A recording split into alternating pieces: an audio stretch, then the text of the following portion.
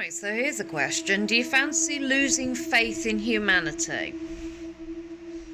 Because, yeah, so today, just one of those days, busy. Work usually is.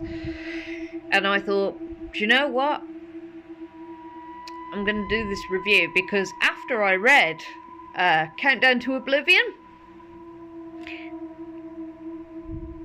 I needed something to kind of cleanse my brain a little bit, because this was dark.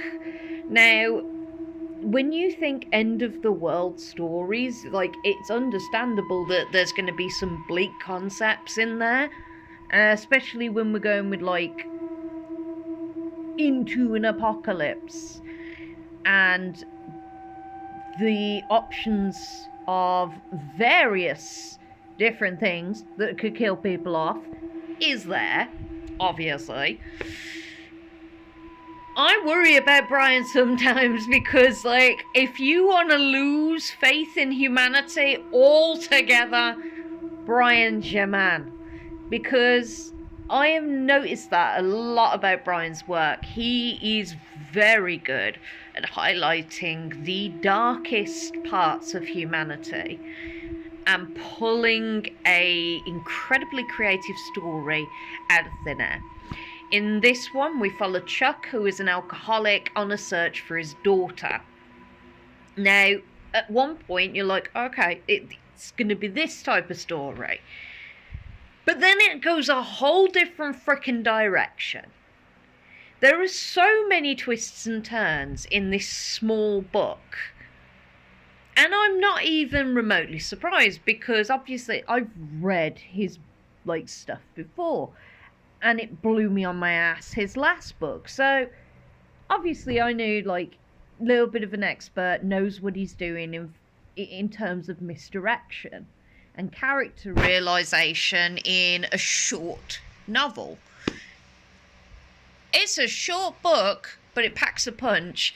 And I'll tell you something, like, this isn't your happy American family that, oh no, the end of the world is coming, they're gonna sit around eating cookies and talking about how wonderful it is to be a family and how, like, oh, well, you know, before we die, I want to be with the people I love the most. No!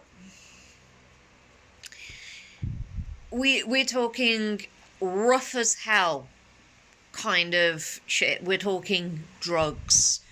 We are talking death. We are talking squalor. And then we meet somebody else who then adds another layer to it, because now we're finding out how the world's going to end, which, not gonna lie, is pretty dark and sinister and quite creative in its way. How it plays out, each chapter almost is like a Tarantino film. I remember, like, putting my review down and then looking, and somebody else had said something very similar. The play-by-play of how this is. It's dark, it's gritty, it makes no apologies for making you feel icky and incredibly unsettled. I mean, say there's a kid, a 10-year-old little girl in a crack den who is smoking crack. So, yeah, if you are very, what's the word I'm looking for? Very easily triggered by anything that involves drugs, anything that involves violence, this is not the book for you.